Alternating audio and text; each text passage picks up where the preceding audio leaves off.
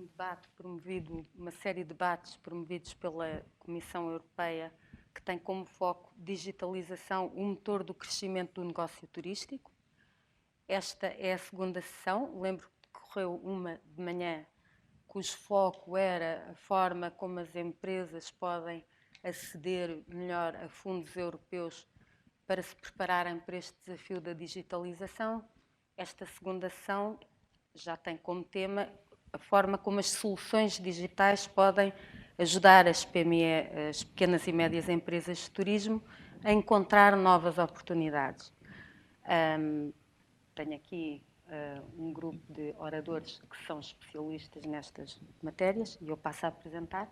Aqui à minha esquerda, o Alexandre Nilo da Fonseca, que é presidente da Associação da Economia Digital. É também CEO e fundador da A2D Consulting e, portanto, também já tem uma experiência vasta como consultor na área digital para vários governos. Depois temos também o Nelson Almeida, que é diretor de vendas da Travelport Portugal. Portanto, o que eu começaria por perguntar, talvez aqui ao Alexandre Nilo da Fonseca, é da sua experiência de trabalho nesta área digital e falando especificamente no turismo, que novos negócios, que novas oportunidades é que tem visto surgir nesta área por via de uma maior aposta na tecnologia e no digital? Bom, começando por dizer que este debate é oportuno até porque esta semana fez 30 anos de que existe a World Wide Web. Portanto, estamos hoje, esta semana, a celebrar. O que quer dizer que também vamos entrar na quarta década. Portanto, isto não está provavelmente na infância, no sentido. É verdade que muitas destas coisas são novas, para muitas pessoas isto é uma novidade. Eu não sei se terão ideia de que 60% das empresas portuguesas, eu vou voltar a repetir o número, 60% das empresas portuguesas... microfone, desculpa. 60% das empresas portuguesas não têm qualquer presença na internet. Não tem um site, não está no Facebook, não aparece no Google Maps. Portanto, nos dias de hoje é como se não existisse. E este, obviamente, é um dos grandes desafios que o nosso tecido empresarial, até porque muitas destas empresas são direto ou indiretamente ligadas ao turismo. Estamos essencialmente a falar de pequenos comerciantes, que muitas vezes são pontos de contacto quando um turista nos visita. Como sabem, um turista, quando está a planear a sua viagem, faz qualquer coisa como 400 momentos digitais, ou seja, entre ver vídeos, ver comparativos, ler recomendações, fazer as marcações, depois, quando chega ao local, usar o seu smartphone para usar os mapas, ver as reviews dos restaurantes, etc. Há cerca de 400 momentos durante o período de uma viagem. E, obviamente, muitas dessas coisas passam no mobile. E se eu não conseguir encontrar, por exemplo, eu estou num hotel, até consegui fazer toda a minha reserva, e agora quero encontrar uma frutaria, ou quero encontrar um restaurante, e nada destes restaurantes cá à volta daquele hotel tem isto, obviamente que o que esta pessoa vai fazer é vai ao restaurante que aparece no Google Maps, não aquele necessariamente que é o mais perto, ou até aquele que poderia ser o melhor ali naquela zona onde ele está. Portanto, isto para dizer o quê? Que hoje não ter uma presença online é como não existir. Portanto, um dos grandes desafios que nomeadamente a ACEPI, que é uma organização que existe, fará para o ano 20 anos e que tem essencialmente tido o seu foco no desenvolvimento do comércio eletrónico em Portugal, desenvolveu um projeto com o Estado português, com o Ministério da Economia, lançado em meados de fevereiro, que tem como objetivo a digitalização básica de 50 mil micro-PMEs do comércio local.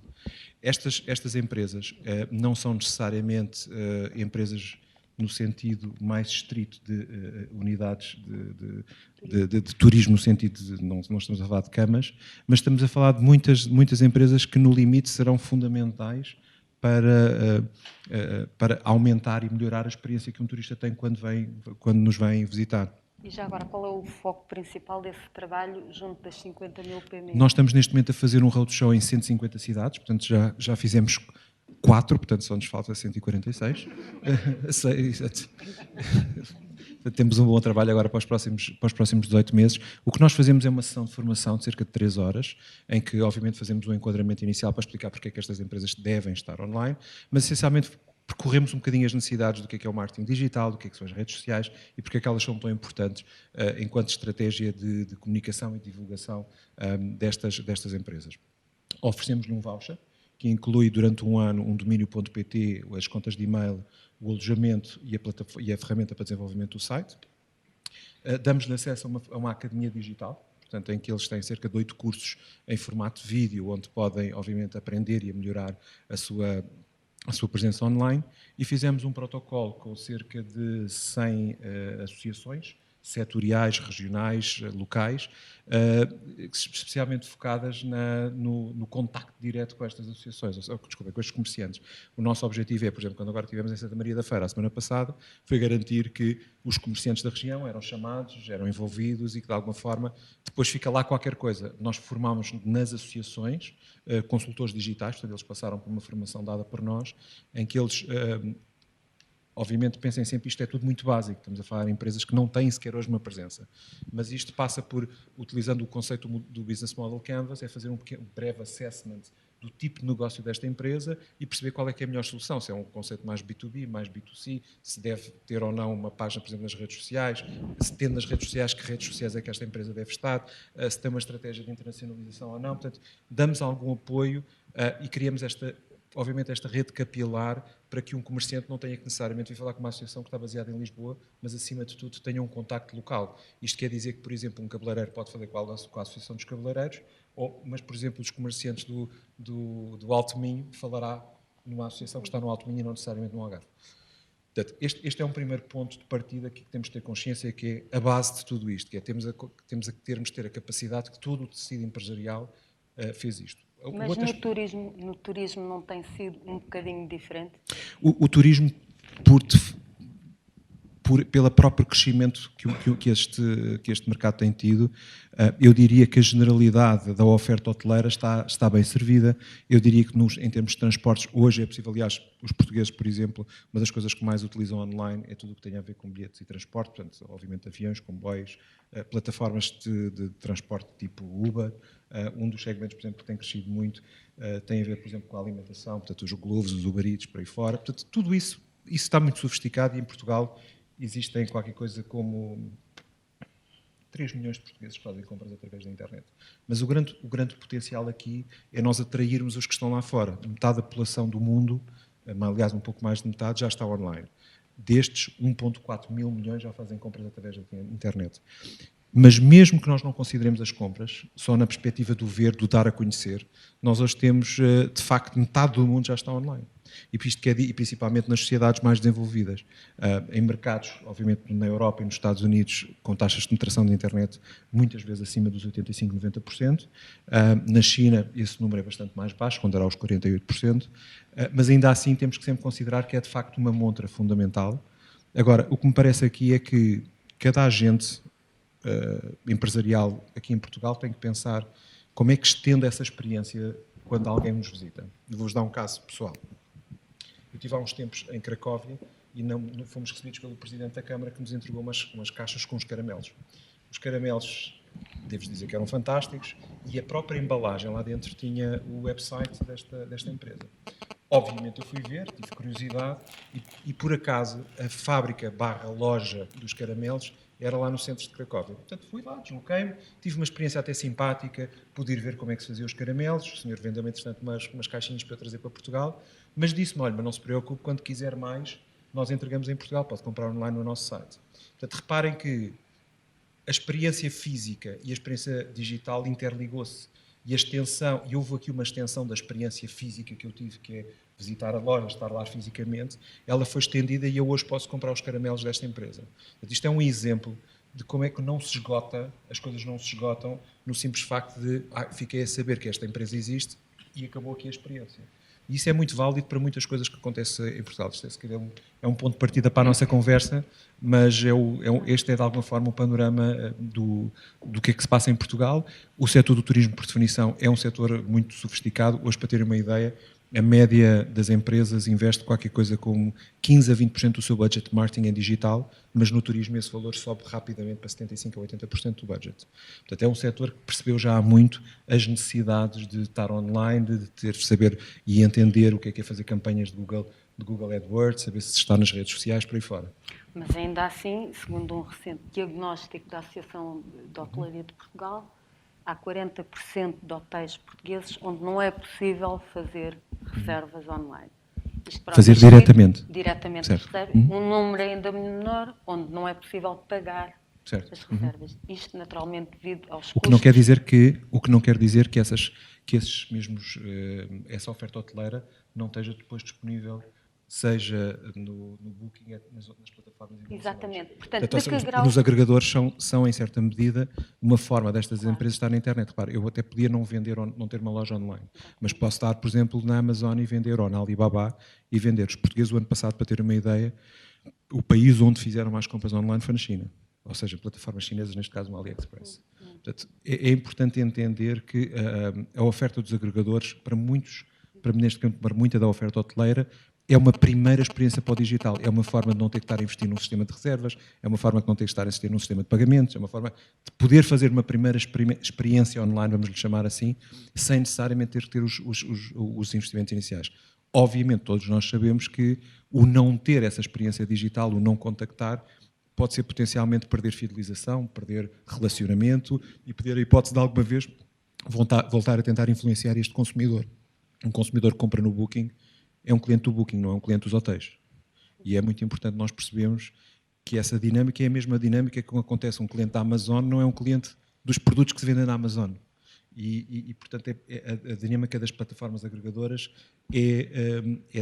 tem de facto uma atração tal e oferece os serviços. É como hoje nós pensamos, faz sentido nós temos uma aplicação de táxis portuguesa e só poder usar, por exemplo, em Lisboa ou só no Porto, não faz nenhum sentido. O que nós queremos usar é, por exemplo, o Uber e poder usar na Califórnia, como poder usar aqui em Paris ou em Lisboa.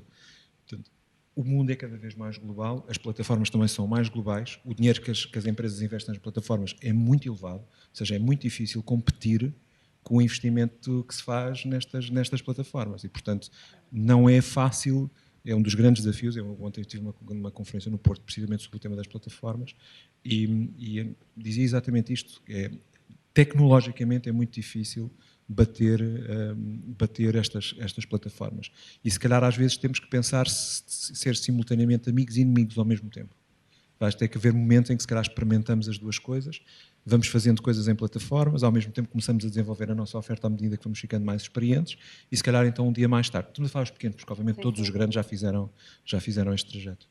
Sim, quando diz que as empresas turísticas, no geral, estão mais bem preparadas que a generalidade das empresas nacionais a nível digital, e saindo um pouco fora daquelas empresas tradicionais, hoteleiras, que tipo de novos negócios é que tem visto surgir e que possam ser exemplos, negócios associados a tecnologias novas? Que exemplos é que pode dar de startups? Uma das coisas que é cada vez mais importante é a realidade virtual, a realidade aumentada. Portanto, é a possibilidade de eu estender a minha experiência sem estar necessariamente fisicamente. Eu poder fazer uma viagem sem ir lá. Essa é uma forma de aumentar e potenciar aqui a experiência. Muitas vezes, se eu dar a conhecer imagino que, por exemplo, eu não mostro todo um museu ou toda, por exemplo, um determinado espaço, mas mostro uma pequena parte que pode ser vista online, em que a pessoa pode ter uma ideia do que é que vai ver. Isso pode ser um teaser para depois a pessoa se sentir entusiasmada a ir visitar. Portanto, a utilização da realidade aumentada e da realidade virtual é uma técnica interessante. Obviamente, tudo o que tem a ver com ou seja, a possibilidade de comprar, antecipar, marcar, é crítico e é fundamental as empresas apostarem a todos os níveis. E diria que a utilização, mais uma vez, voltando aqui ao tema da realidade aumentada, é a utilização dessa mesma realidade no tema da experiência. Imaginem que, por exemplo, eu entro dentro de umas ruínas. Eu não vou reconstruir o que é que lá existia antes, mas, por exemplo, utilizando smartphones com óculos, eu consigo, ou mesmo sem ter os óculos hoje, a grande diferença para quem não conhece a tecnologia, a realidade virtual são óculos em que eu deixo de ver o que é que está à minha volta. Portanto, eu tenho que estar faço uma imersão total e tudo o que eu vejo é digital, é virtual. A realidade aumentada funciona de uma forma diferente. para vos dar um exemplo prático, imaginem que eu queria ver como é que este piso que aqui está ficaria com um chão de madeira. Há aplicações que hoje eu olho para o telemóvel com a câmera ligada e eu vejo, vou apontando para aqui e vou vendo como é que o chão fica com um chão de madeira diferente ou um chão de pedra e posso simular. A mesma coisa permite-me, por exemplo, quando eu entro imagina-me numas ruínas, eu tenho lá alguns vestígios do que era aquele espaço, mas eu depois com o meu smartphone posso olhar para cima, para baixo e começo a ver, por exemplo, como é que aquele palácio era antigamente.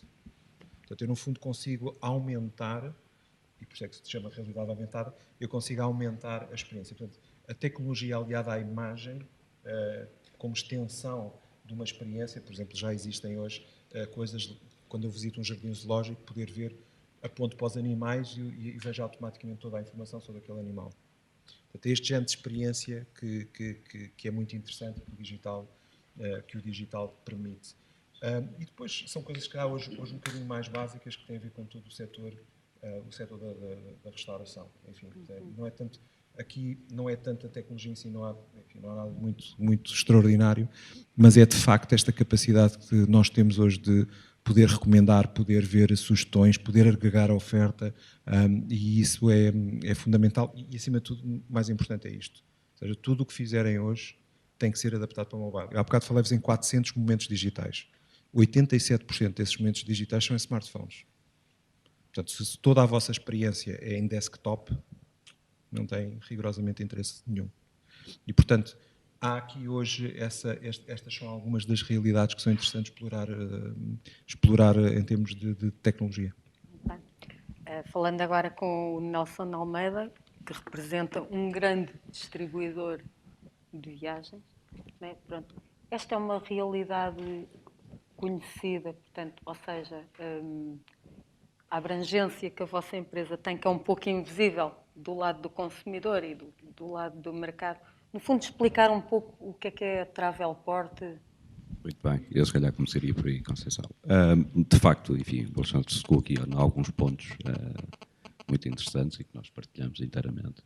E, efetivamente, a Travelport é uma plataforma agregadora e, portanto, está posicionada num segmento B2B, claramente, mas desenvolve soluções para que quem está a jusante, sejam operadores turísticos, sejam agências de viagens, possam partilhar destas soluções de tecnologia para melhorar a experiência de venda ao seu cliente.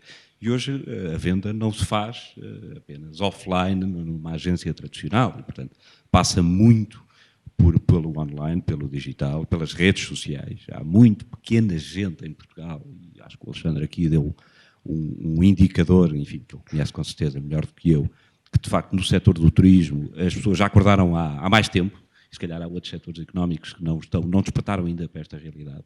E conhecemos muitos pequenos agentes tradicionais que já estão posicionados nas redes sociais e às vezes sem grandes investimentos. E às vezes não é preciso haver um grande investimento do ponto de vista financeiro. Claro. É razoável pensar que uma pequena agência, uma pequena empresa devia estar apetrechada com uma plataforma tão poderosa como é a da Travelport, ou o caminho também é as empresas agregarem-se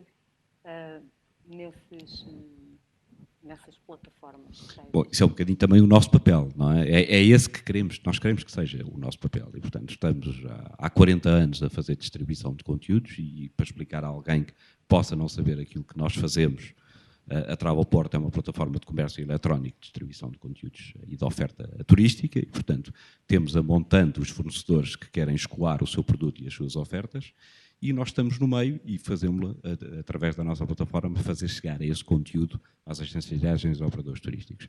E, evidentemente, nós temos acompanhado esta rapidez, este galopante, porque hoje em dia o conteúdo é muito maior e muito mais diversificado do que era há 10 anos ou há 15 anos atrás. Hoje em dia os consumidores têm, só para falar do transporte aéreo, uma multiplicidade de opções à sua disposição enorme, portanto há muito mais rotas, há mais companhias aéreas, há muito mais oferta e isso acaba por se traduzir num benefício, mas em simultâneo também num desafio, porque hoje em dia, e eu acho que o Alexandre tocou aqui um bocadinho neste ponto, a complexidade, a oferta já é de tal forma vasta, mesmo no digital, no online, que acaba por se traduzir numa experiência para o consumidor que quer estar em sua casa, no seu sofá, tranquilo, a ver televisão e a pesquisar e a programar a sua própria viagem, sem recorrer a um profissional, um agente de viagens, acaba por ser às vezes uma experiência um bocadinho frustrante, e os tais momentos digitais que o Alexandre falou. Enfim, nós temos um survey feito o ano passado que diz que em média um viajante toca para programar uma viagem entre 10 a 12 aplicações, sejam elas apenas mobile ou disponíveis, ou sites disponíveis no desktop.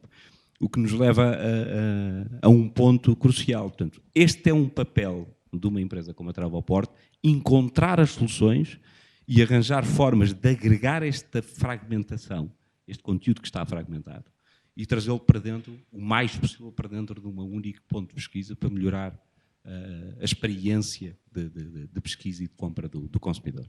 E isso fazemos-lo, obviamente, mais uma vez reforçando a ideia que estamos num posicionamento B2B, mas fazemos um esforço hoje muito grande para trazer novas formas e novas tecnologias para que os nossos clientes consigam entregar aos seus clientes uma forma mais rápida e melhorada de pesquisa e de compra de viagem. Pode dar alguns exemplos práticos em que é que se traduz essa pesquisa nova? Claro que sim. Deixe-me dar-lhe muito rápido. Um dos nossos maiores clientes, ou melhores clientes, no digital é a EasyJet. Portanto, a aplicação móvel da EasyJet foi desenvolvida pela Travelport Digital.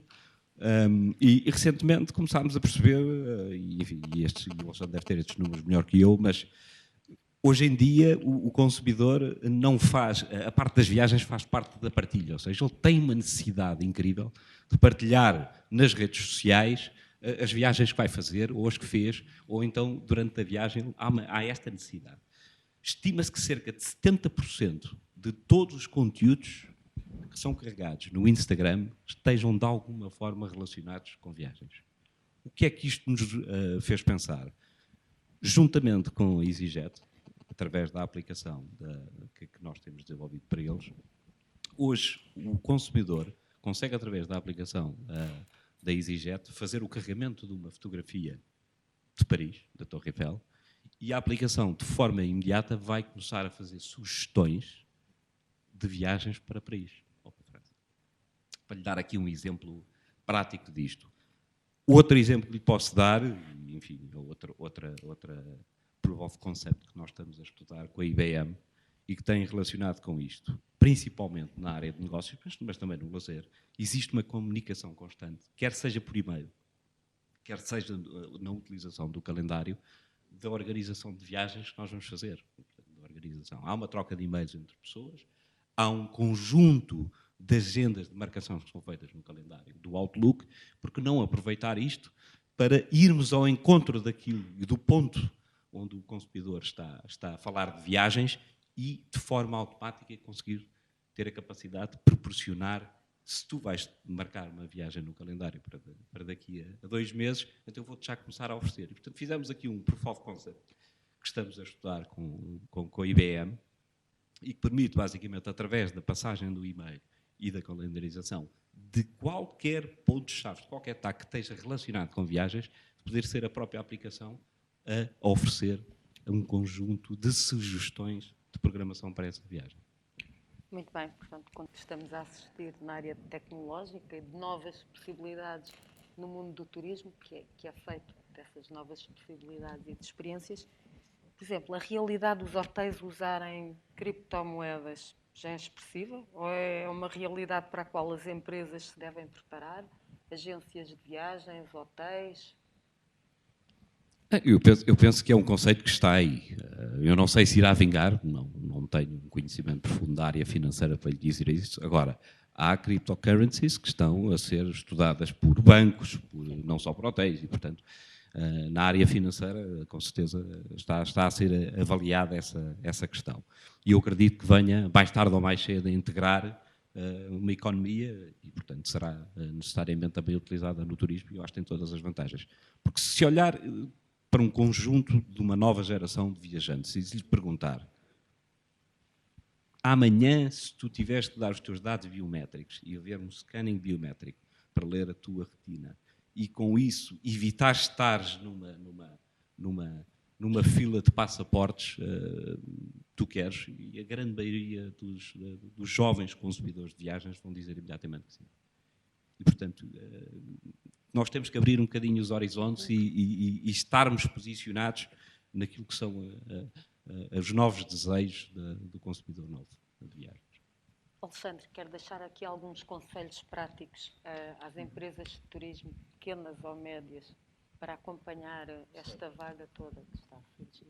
Eu diria que, primeiro aspecto, por um conjunto de razões que tem a ver com o desenvolvimento de tecnologias como a cloud, que permite que hoje se consigam desenvolver soluções que são distribuídas e muito mais baratas.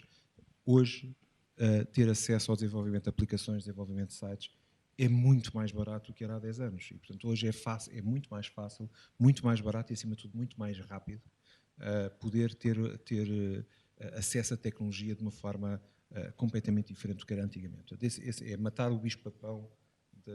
O que não quer dizer que, obviamente, quanto mais customizado, por exemplo, sempre que nós estamos a falar, se calhar, de integrações, por exemplo, de sistemas que são proprietários da nossa empresa, obviamente nós introduzimos em um fator que vai tendencialmente encarecer.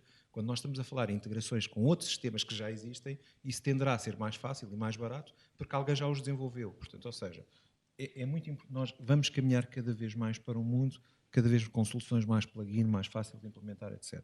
O segundo aspecto foi aqui também já referido, é o tema dos conteúdos. E aqui o que me parece é, hoje já ninguém aceita fotografias mal feitas, conteúdos que não são interessantes, não as coisas não terem... Por exemplo, o vídeo é muito importante. Eu ia dizer, às vezes nós dizemos, esta nova geração, eu sou dessa nova geração. Porque mais fotografias e não ter vídeo, para mim é logo um no deal. Então, se não tiver compatibilidade mobile, comece logo a esquecer aquilo. Portanto, eu acho que é muito importante ligar à imagem, à qualidade da imagem, à qualidade da fotografia. E esse investimento é muito importante, porque esse investimento depois também só pode ser utilizado não só nos vossos ativos, seja nos vossos Facebook, Instagrams, etc., mas também utilizados, por exemplo, nas plataformas. No dia em que vocês quiserem estar nas plataformas, uma das coisas que é fundamental é sistematizar e estruturar a vossa informação. E, portanto, isto quer dizer que é muito importante nós ligarmos a esta produção de conteúdos. E isso não se esgota, por exemplo, no vídeo. Esgota-se no storytelling. Eu, quando vou fazer uma viagem, eu não quero que me estejam só a contar quantos quartos é que tem o restaurante. Não, que expliquem-me lá a experiência que eu vou ter. O que é que isto vai fazer de diferente na minha vida? Ou se eu, por exemplo, for numa viagem com os meus filhos, o que é que eu vou poder fazer que vai ser diferente? Ou seja, eu quero que me contem uma história. E nós, enquanto seres humanos, cada vez mais precisamos que nos contem estas histórias, que nos digam porque é que isto vai ser diferente de tudo o resto que eu já vi. Nós vivemos numa sociedade em que nós somos bombardeados diariamente com coisas, com sugestões, recomendações, com coisas que os outros fizeram. Ainda por cima, a vida aparentemente dos outros no Instagram é maravilhosa, não é? E, portanto, nós queremos também que a nossa vida seja pelo menos tão glamourosa como aquilo que nós vemos. E por isso é muito importante que a experiência digital consiga, de alguma forma, transmitir esse desejo que qualquer consumidor de viagens tem. O terceiro aspecto tem a ver com a nossa experiência cada vez mais social. Isso quer dizer que nós socializamos onde compramos e compramos onde socializamos. Isto quer dizer que nós, por exemplo, podemos estar a ver um site, eu quero ou usar uma app, e eu se calhar eu tenho que poder partilhar esta experiência. Se eu gostei, se eu não gostei, partilhar com os meus amigos, partilhar com os outros que eu nem conheço, dar um rating. Ou seja, essa capacidade de nós transmitirmos para fora aquilo que está a ser a nossa experiência. Mas o inverso também é verdade. Nós, às vezes, por exemplo, estamos no Instagram e é-nos sugerido, por exemplo, baseado nos nossos gostos, determinada viagem, determinada roupa, determinado qualquer coisa. Isso aí é um fenómeno ao contrário, que é comprar onde nós socializamos. E, portanto, esse também é uma lógica. Hoje as pessoas estão todas nas redes sociais. Mesmo em Portugal, devo dizer que nós temos, grosso modo, 22, 23% de portugueses que nunca utilizaram a internet. Nunca utilizaram, não fazem ideia do que é que nós estamos aqui a falar hoje. Mas a verdade é que os outros 70 e tal, praticamente todas as pessoas utilizam redes sociais. Eu até vos vou contar uma história engraçada. Esta semana estive no Porto, na Escola Secundária Aurélia de Sousa, a inaugurar um projeto pioneiro que visa ajudar os idosos a terem acesso à internet, a aprenderem como é que se utiliza a internet. E eu aqui eu já sou quase idoso, mas pronto. Estavam lá, as pessoas que lá estavam, curiosamente eram só mulheres, portanto na aula não havia homens, e a pessoa mais nova tinha 67 anos. E eles iam aprender o que era criar um e-mail, aprenderam a criar, sei lá, fazer consultas na internet. Uma das coisas que perguntavam, nós estávamos lá no Porto, assim quer dizer que eu posso consultar a agenda de exposições em Serralves. Estão a ver, as pessoas podem expandir os seus horizontes. Mas todas queriam ter acesso ao Facebook. Todas. Era pergunta mandatória. Como é que, mas agora como é que eu entro no Facebook? E nós achamos, mas não era expectável que assim fosse. Portanto, ou seja, as pessoas querem socializar, querem falar com os seus amigos, querem falar com os seus familiares, querem falar com os colegas de trabalho, querem ver o que é que os outros andam a fazer, e as vossas marcas também têm que estar no sítio onde essas estão. Obviamente que é assim. Os meus filhos, por exemplo, os meus filhos têm entre 18 e 25. Óbvio, eles estão no Facebook, mas é só para me enganar a mim e aos familiares. Porque onde eles realmente socializam é no Snapchat, é no Instagram, etc. Também temos que perceber, de alguma forma, onde é que cada target está e não é necessariamente nos mesmos sítios nem da mesma forma. A grande vantagem do social, e eu terminaria aqui, é que vocês conseguem fazer uma hipersegmentação. Eu quero falar com mulheres dos 35 aos 45 que vivem em Paris e que gostam do Paris Saint-Germain. Eu consigo fazer essa campanha hoje. A este nível, até consigo, na verdade, ir um bocadinho mais de detalhe do que isto. Portanto, isto é o género de coisa que qualquer um de nós hoje tem que dominar, que é como é que se faz marketing nos dias de hoje. E o marketing no dia de hoje tem um nível de complexidade e sofisticação que não é, nem eu sou marketeer há 30 anos. Não tem nada a ver a disciplina hoje com o que era, não é há 30, é há 5, há 10. Portanto, hoje, perceber de analítica, perceber de... Eu dizia no outro dia, tive de dar aulas na primeira Sociologia. E depois de eu falar de internet e dos desenvolvimentos tecnológicos, depois começo a falar de coisas que são mesmo muito à frente, eles diziam-me todos coitadinhos, então, mas se calhar estamos no curso errado, não estamos aqui a fazer nada no curso de Sociologia. Eu disse, o curso de Sociologia é fundamental, porque eu, para entender o comportamento dos seres humanos, e os seres humanos estão nas redes sociais, eu tenho que entender a Sociologia. E, acima de tudo, aquilo que as máquinas vão fazer muito melhor, as máquinas fazem sempre muito melhor do que nós, análise, comparação, tudo o que é massificar e feito em grande escala e que seja comparar dados, as máquinas serão sempre melhores do que nós. O que é que eles provavelmente não serão melhores do que nós? A tratar de outros humanos. Portanto, tudo o que são profissões de cuidar, tratar, receber, portanto, tudo o que tenha a ver, obviamente, com simpatia, cortesia, portanto, tudo o que nós podemos ser muito bons é receber quem nos vem visitar. Isso é que é difícil de ser feito numa máquina. Podemos ser artistas, podemos ser pintores, podemos ser cantores, podemos ser fadistas, podemos ser dançarinos. Essas coisas todas são boas porque os robôs não fazem bem, as máquinas não fazem bem. Portanto, vamos deixar as máquinas fazer as coisas que elas fazem bem para nós nos podemos dedicar. Isso quer dizer também que esta indústria é uma indústria que tem que ser, acima de tudo, focada nas pessoas. Onde é que eu faço a diferença? É nas pessoas. Porque depois tudo o resto é uma commodity. Eu hoje já não me imagino entrar dentro do avião sem ser a mostrar o meu smartphone. Para imprimir um bilhete, não me peçam isso, pelo amor de Deus, eu não pervo isso. Eu ontem fui viajar na CP, eu não imprimo o complemento, tiro o meu cartão de cidadão e mostro. Não estou à espera de ser muito mais complexo do que isto. E eu acho que essa parte, eu diria que é o house cleaning. Tudo o que é processos, funcionar muito bem, estar tudo a funcionar 5 estrelas, eu não ter que pensar que isso existe. Tudo para deixar que a parte humana seja o cerne da experiência. Esta seria a minha recomendação. Muito bom, temos ainda alguns minutos. Eu queria perguntar se alguém na assistência quer questionar aqui os nossos oradores sobre os temas que têm sido abordados. Ninguém quer? Só uma pergunta rápida, Nelson, relativamente ao papel que as OTAs, as agências, os operadores turísticos online, estão a ganhar relativamente aos físicos que têm grande poder no mercado. Portanto, estamos a falar de Bookings, Expedias, Versus, TUIs, Thomas Cook. Chegará um ponto em que tenderão a ter um peso maior que os outros? Ou como é que este jogo se tenderá a fazer? É uma pergunta interessante. Eu diria que as OTAs, em alguns mercados não maduros, como é o português, têm ainda uma tendência para atingir um crescimento e, portanto, ainda estão numa curva ascendente. Mas se olharmos, por exemplo, ao mercado norte-americano, nós verificamos que já é um mercado muito maduro e, portanto, houve uma maturação das OTAs e, obviamente, agora o negócio está novamente a ressurgir em força no retalho tradicional. Mas, falando aqui em Portugal, em concreto, não tem nenhuma organização enfim, eu diria média, mas para não falar, obviamente, das grandes organizações nacionais, que não tenham, obviamente, uma posição, um canal online, enfim, como aqui o Alexandre também já não é novidade nenhuma, portanto, não conheço nenhuma organização, agente de viagens em Portugal, grande, com alguma dimensão, que não tenha já um posicionamento online, já com vários anos, amadurecido e que não esteja nesse papel. Portanto, quando nós falamos aqui do tradicional, hoje em dia usamos um termo que é mais híbrido e, portanto, os agentes portugueses já são muito híbridos e já estão bem posicionados no canal online. Deixa-me só contar aqui uma história. Claro que sim. Há uns anos eu estive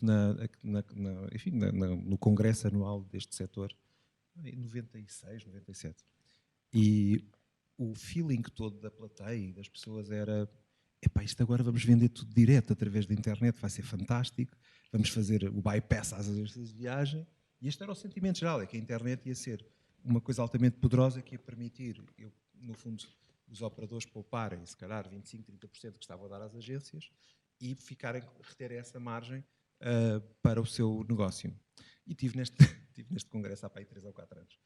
E o sentimento era completamente diferente. Nós deixámos de ter aquela dependência das agências tradicionais e agora temos uma dependência de uns seres muito mais poderosos, muito mais que têm um poder sobre as nossas organizações, que são, obviamente, as bookings e afins. Portanto, é interessante o que é que às vezes possam ser as nossas... Nós temos que ter esta capacidade também de olhar para a frente e perceber onde é que está o potencial, mas onde é que está também o risco.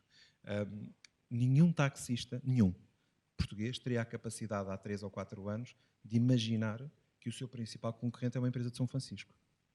Não era possível, não estaria. Hoje eles percebem essa dinâmica, mas há 5 anos não perceberiam se alguém lhes dissesse: deixe estar que o seu principal concorrente vai ser algo que vem de São Francisco. Acho que ficariam a olhar para nós sempre sem entender claramente o que é que se estava a passar. E eu acho que nós vivemos num mundo em que os concorrentes, lá está, eu chamei isto uns frenemies, portanto, são os friends e enemies ao mesmo tempo, porque eu também acho que nós não podemos passar sem as plataformas, a verdade também é essa. Eu acho que não é hoje, nos dias de hoje, alguém me dizia no outro dia, se me disser assim, o Customer Acquisition Cost destes novos clientes, se eu olhar para as plataformas como uma forma de contornar um Customer Acquisition Cost direto, é verdade, é uma forma interessante de não ter que fazer determinado tipo de investimentos de marketing, deixar esse risco todo pela plataforma e a plataforma só nos traz novos clientes e faz isto. Depois compete a nós, enquanto operadores turísticos, temos a capacidade de manter, atrair, reter aquele cliente. Isso é que é a parte, aqui entre nós, essa é que é a parte mesmo muito difícil.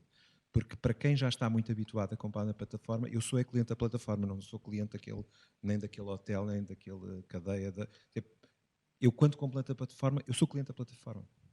Não me interessa às vezes... Claro que me interessa saber quais são os hotéis que estão lá por trás. Eu, se tiver uma oferta igual entre operador versus plataforma, eu vou sempre à plataforma. Porque é o que eu estou habituado. Eu às vezes estou no carro, estou a ir para o porto de carro e estou a fazer marcações não devia dizer isto, mas enquanto que eu vou fazendo, porque eu já sei onde é que clico nos botões, já não tenho que decorar mais nada. E os consumidores são isto, os consumidores são muito preguiçosos. Se eu não tiver que estar a pensar muito nas coisas, deixo essa parte, eu chamo house cleaning a isso, é não ter que me preocupar, para depois poder tratar do resto, que é, vou para um sítio que eu gosto, a experiência é porreira, tratam-me bem. A única coisa que eu descobri verdadeiramente é que normalmente quando faço as reservas diretas, se calhar dão-me um quarto um pouco melhor, ou qualquer coisa do género, certo, é verdade. Muito bem, agora é que esgotamos mesmo o nosso tempo, porque temos daqui a pouco outra sessão. Eu creio que o Alexandre e o Nelson deixaram-nos aqui já pistas muito interessantes do que se prevê que seja um futuro próximo nesta área da digitalização das empresas turísticas. Agradeço muito a vossa presença, agradeço também a vossa presença.